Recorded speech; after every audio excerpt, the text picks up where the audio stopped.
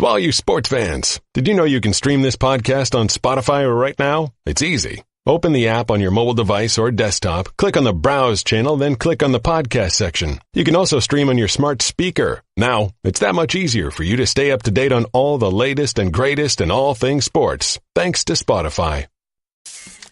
I know you're from Philly, so I should probably introduce you. It's been a while. This is the Stanley Cup. Oh, man. There they are. You see the Flyers right there. Yeah, our new panelist instead of Jeremy, huh? You know, normally Shap sits here. He's full of history. One of our heroes today. What a story last night. What a great story. A lot quieter, the Cup is. History is here. What happened yesterday? It's all here today. The Friday Four. They do not want helmets to be used as weapons. This is a significant sea change in the way we will play tackle football in America. And I think we've got a great opportunity here to get this rule right. Have possession. We stand here before you, old, young, black, white, brown, and we are all united. Sacramento Kings and Black Lives Matter teaming up to transform Sacramento communities. I have never publicly said that I wanted it gone. It's unique.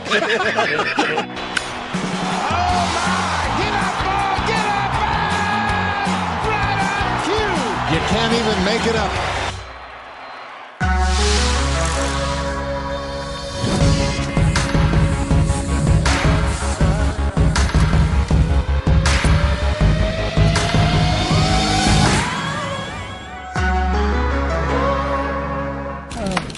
Nod of approval from Don about the picture. It is the final Friday of March, approaching the Final Four. We are the Friday Four. Get ready. It's outside the lines. I'm Bob Lee. Baseball is back, but don't leave with your helmet. There's cheating in cricket. Wow. New book on Tiger. Ryan Smith has not yet read that book, but he's still on his Super Bowl high. Mm-hmm. Don Van Natta is classing up the joint today immeasurably, but a reminder, guys, around him, we're always on the record. Just a few minutes ago, the Stanley Cup was in that man's chair, so a definite downgrade as we say hello today. Ouch. Wow. Understood. All right, the big story of the week. The NFL meetings, which produced several notable moments and pieces of news, while the owners did not vote yet on any changes in the NFL National Anthem game day rule, they did unanimously approve what Western civilization fervently hopes is a simplification to the Byzantine catch rule, consigning to the dustbin of history the phrase must survive the ground. But out of the blue, unanimously came a still to be fully defined rule prohibiting players from initiating any contact with their helmets. 15-yard penalty, possible ejection, and ahead for the Rajas of the league, the task of convincing the men who wear those helmets this rule can be reasonably enforced.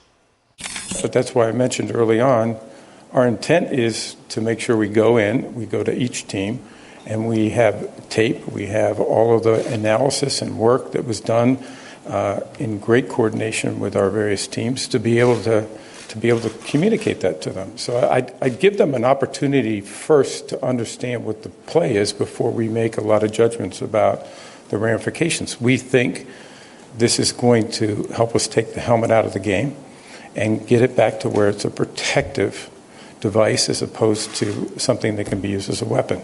So the commissioner basically, Don, saying, all right, and you were at the meetings, everybody's criticizing it. Wait, we're doing it in the name of safety. We've got a volume of documents here. It's still a tough sell to some people. It's a very tough sell. There's going to be a lot of uncertainty. This is going to be a trial and error season when you think about it. I mean, think about all of the controversy we had over the catch rule. And the catch rule only really came into play, once, twice, three times the entire season. Well, twice in the Super Bowl, too. Twice in the Super Bowl, too. They were right plays. Where they changed it on the fly. Here it's... they deny that. Right. They deny that. Every single play, a helmet-to-helmet hit could occur. And you're going to have total uncertainty. Basically, you're asking the players to relearn the game.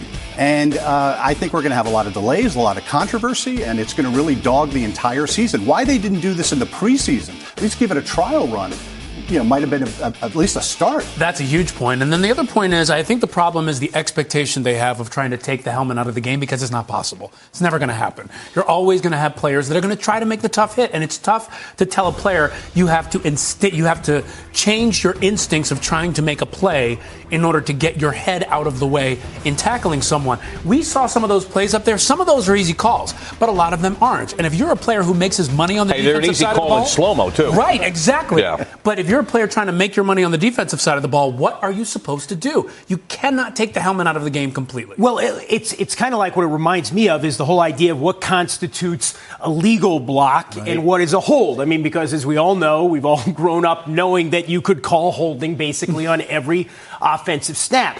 But I think the big news here is a concession from the NFL that the game has to change. And even if this is going to be difficult to implement and difficult to break down and to fully make a distinction between what's legal and what's illegal, the concession is we have an existential problem. The game has to change. Rates of participation among the youth are declining. Let's get some kind of hold on arresting this decline in participation. If we start with this, let's see where it goes. And to that end, they had reams of medical data, and the NFL, look, it's been a sea change. I mean, you can go back before 2010, it's a different story. It has changed since then. So they made the presentation based on medical data, but you can't deny there is incalculable great public relations value in what the National Football League does here. You know, let the players. Richard Sherman said it's like what if you're driving a car and your tire hits the markings of a lane, you're going to get a ticket. That's how he's seeing it. He hasn't heard the data, but the league obviously say safety. We're out in front of this now, and on paper they are. But the swiftness of this is really remarkable, and I think it's the data that made the NFL do this. Last year, concussions were at a 6-year high. Yeah, but you can argue the reasons why for that, can't you? Yeah, you can, Bob. But the fact that the data spiked so much last year, the NFL never does anything this drastically, this quickly. And I think it really is an acknowledgement that they have a real public confidence issue that they have to deal with. Because the question is, why didn't you make this change 6 or 7 years ago? If you know, Roger Goodell emphatically said, I don't want the helmet to be a weapon any longer, why wasn't this change made 6, 7, 8 years ago? The problem with that is going to be next season we are going to, I hope this doesn't happen, but if we see another big hit, helmet to helmet, where someone gets seriously injured, they are going to be taken to task for it no matter what they just did in the past week. So they need to actually say to the public, this is a part of the game. I hate that it is. I wish it was not, but we are owning that and we are trying to make change rather than saying we're trying to take the helmet to helmet hits out of the game. You can't win because we are going to get on them if this does happen. This Ryan Shazier hit there that had a big impact, I would have to think, on the atmospherics around it. And look, there's always going to be resistance to change. And we are in a moment right now where anything like this is perceived through a cultural and even a political lens in a way that it would not have been even a few years ago. But, I mean, I hate to go back into the mists of time, but, you know. Why stop now? You know, but in 1890, when they banned bare-knuckle boxing, what a time that was. I was people young. said, well, boxing's never going to be the same. You know, if you got gloves, who wears gloves? That's not real boxing. And there were unlimited rounds. Things adapt, things change, things evolve. Now we know the NFL finally understands that it has to evolve too. Well, they had to evolve on the catch rule. And you had, I won't say conspiracy theorists, but damn good reporters listening to what Gene Steratore was saying as he was watching in the Super Bowl on the Corey Clement hit or the catch and saying, did he say there was movement? And so the question was put to the league this past week, did you on the fly re-emphasize differently or have a different interpretation? And El Riveron said, no. Some movement was allowed under the prior rule. But this was a hot mess for years on what a simple catch was. And they may have opened up a whole new vista of problems here. My money's on that. I don't think they've simplified it. This idea of the football move, you know, you have to catch it, have control. And then, what is a football move? Do we know it? Do the refs know what a football move is? Is everybody cool with that? It's like Felix Frankfurter, right? Hugo Black. When you see it. I out-trivied him on the Supreme Court. I think Frankfurter is an important. But it's they're calling it an objective standard, and it's not, and that's the problem. This is the problem that the NFL gets into. Stop trying to say things are what they are not. You are trying to figure it out. Admit that you are trying to figure it out and that this is a step towards progress, but that it could still be imperfect. People are going to yell at you, but you know what? At the end of the day, they're not going to hold you to task and say, oh, football move, we were supposed to know what that was. That was a catch. No, it wasn't. We go back and forth again. Then there's the issue of protest and the national anthem. Current league rules, you must be on the sidelines for the playing of the anthem, does not prohibit kneeling, as we've seen. And so they've kind of, I won't say punted, they've delayed a decision because they're playing a very delicate political game here, aren't they? They are. And this is a no-win situation for the league. There's still a lot of disagreement of how to handle this. They're going to try to resolve this at the meetings in Atlanta in May. But, Bob, I don't know how they get out of this cleanly because there's just too much disagreement among the owners of how to handle this. And I would not be surprised if we see the can kick down the road in the fall and we have another issue coming up with the anthem in this season. Yeah, you've got owners in the middle. You've got owners who want to suspend players. You've got owners who want to march with the players. And Goodell has 3 different factions of owners. And he navigated that last fall in negotiating with the Players Coalition. All right, be very quiet next. We are hunting villains, including an answer to the question, what is this gentleman doing? I await the answer with bated breath. We're both wrong. Oh, my God. I should have known that. I just saved hundreds of dollars by switching to Geico. I feel like a whole new person. Disclaimer, you will not become a whole new person. This is impossible. You might be able to join a gym or diet program, buy a new wardrobe, get hair implants, but your DNA and physical form will remain the same. Geico waives any and all liability if you attempt to become a new person, except a cyborg. If you choose to become a half-human, half-cybernetic organism with lasers for eyes, the Geico legal team would be cool with that, because, quote, laser eyes are pretty sweet. Pew, pew, pew, end quote. Geico. 15 minutes could save you 15% or more.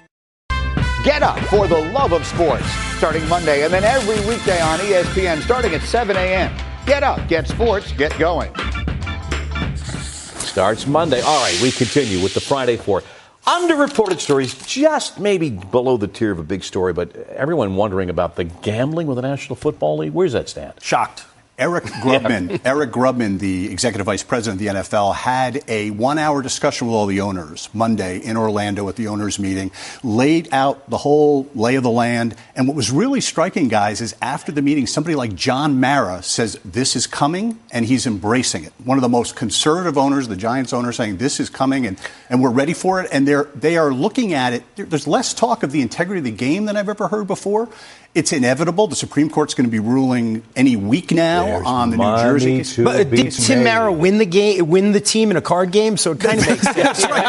He's always believed. There's a long tradition of it, but what's really interesting about this is basically Roger Goodell, I think, is going to hit his number with gambling revenue. Remember, he wants $25 billion by 2027, and owners and executives privately are saying this can be that revenue windfall that we're expecting when we embrace gambling. Here it comes. The money we hear is going to be in the small prop bets, quarter by quarter, possession by possession, not overall. And in-game betting. In-game betting, just like we've seen in tennis and soccer overseas. All right, my underreported story, the new Tiger Woods biography, which by Armin Catane and Jeff Benedict, 2 outstanding journalists, a richly sourced book. There are about 60 pages in the back explaining where their information and interviews came from. It has been attacked by Tiger's representatives in the harshest terms, and the critique of this book has gotten down to an assistant to former President Bill Clinton, Doug Band, who takes issue with the account of a round of golf between Clinton and Tiger Woods. And Catane, on our show the other day, as the criticism had just bubbled up, answered back. This is where we're at now.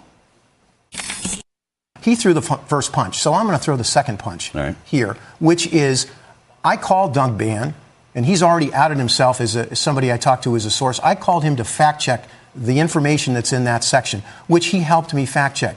And then he gave me a quote at the end of it when he was talking about the entire experience, which is sourced as a longtime Clinton staffer.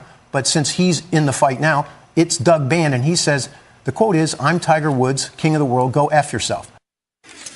Yeah, so that's where it's gone back and forth, where anonymous sources have been unveiled because they're out there publicly. You know Doug Band, too, right?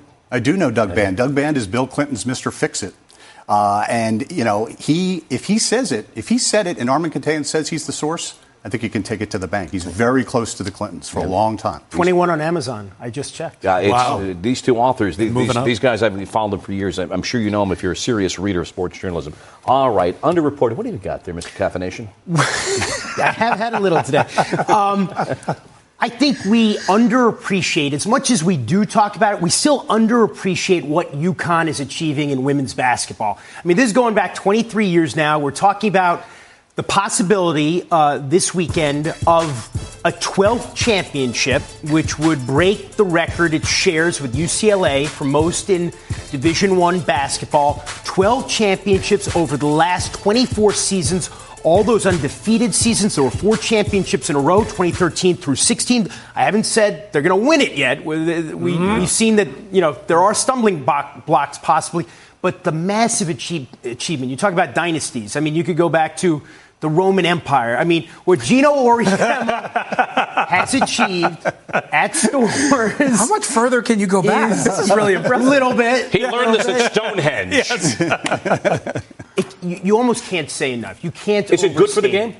I think it is. I think it is good for the game because people know who they are. They know their stars, and there is a brand there in women's basketball that is as great or greater than any brand in men's basketball right now. Underreported from Sacramento. Yes, it's the entire thing that's going on with the Sacramento Kings and the protests that are going on there. And part of the underreported aspect of this is I think a lot of folks don't even know what's happening. Young man, 22-year-old father, was shot 20 times in his grandparents' backyards by police holding nothing but a cell phone. The protests going on there blocking the stadium. A lot of people across the country saying, why is this happening? I saw an interesting quote by a protester that said, the goal is to have people actually care. And this is what happens, I think, when you've got a group of people, as you do in Sacramento, who feel like they just aren't heard. And unfortunately, the step they had to take was try to block that stadium and keep people from getting in. And now this is a story. Now it's being heard. So I commend what the Kings are doing. They're setting up an education fund for Stephon Clark's kids, which is great. But there's so much more work to be done and so much more to hear. They're doing community programs as well, and a big rally over the weekend. All right, let's move on to our villains. And at the risk of going back to the Dr. Lewis Leakey to carbon date your story. What do you got? Look, this is about cricket. We have a major scandal unfolding in the world of cricket, the world's second most played sport. Australia, one of the great powers in cricket. Turns out that there was a team conspiracy to doctor the balls, to scuff the balls in a competition though, right? again. Yeah. Yes, Bob, the cricket ball. To scuff the balls in competition against South Africa. We now have the resignation of the captain and the assistant captain, huge stars in the sport. The coach has been forced to resign, and there's been a lot of tears to go along with all this, which is not what we see, for instance, when Joe Niekro or Gaylord Perry or American pitchers got caught scuffing the balls. And I thought the New York Times put an interesting spin on this, said this is a sport that in particular arrogates to itself a certain level of moral sanctimony. And now to be caught up in this kind of a scandal really is damaging to the sport and especially to Australian cricket. My villain. I'll stay in this country for a change with you. Why not? Exactly. Derek Jeter. Tongue a little bit in cheek, but running off essentially Marlins Man. Now, Marlin Man goes back to the 1993 season, the very first season of this team. He wears that orange outfit behind the plate. You see him, Lawrence Levy, he's an attorney everywhere. Not just at Marlins games, but Marlins Man goes everywhere representing the Marlins. He's the one. Exactly. Put down $200,000 for tickets for the next 3 years. They could not get together on ticket prices, and so Marlins Man basically cast off into the darkness in the midst of all the other problems that the Marlins have with just first inning yesterday, first pitch of the season, out. Pitcher hits 3 guys in the first inning. They got bigger problems than Marlins Man. Didn't he give Jeter, though, the "Do you know who I am" speech when he gave the initial press conference? He did. Yeah.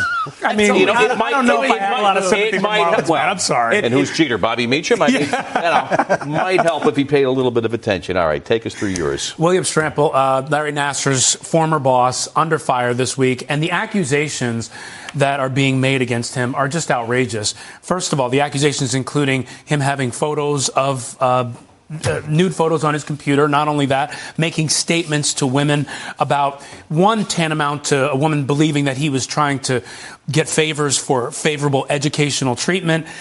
The kinds of things, and there's his mugshot, of course, after he's facing 4 different types of charges, including felony charges. 2 things strike me about this. First, this was the man who was Larry Nassar's boss, the guy who wrote the letter to him welcoming him back when he came back. This was the man who had the ability to change what happened with all those girls, and that's the kind of conduct he's got, according to the accusations. Not only that, tells you about this investigation. This isn't just about Nassar and his enablers. Right. This is, if you are within that orbit, what have you done in your life? We're going to look at that, too, says the government, and I think that's critical to see where this goes. Yeah, the special prosecutor's got a wide brief. All right. Let's go back to the NFL meetings. A little bit tongue-in-cheek here for your villain. Yeah, absolutely. So Bob McNair, the Houston Texans owner, who last October, behind closed doors, said we can't have the inmates running the prison, got all that criticism. The next week, there were 30 Texans that took a knee. You'd think he'd be a little circumspect before he steps into the lobby at the Ritz-Carlton in Orlando, right? No. Moments after he walks in, he says first, doubles down on, I don't believe any players should take a knee during the anthem. In fact, he says they shouldn't even take a knee if they're praying, which is something we haven't heard before. And then he goes on and defends his good friend, Carolina Panthers owner Jerry Richardson, who, of course, is being forced to sell the team for sexual harassment. He says he thinks he was just kidding in very jocular language.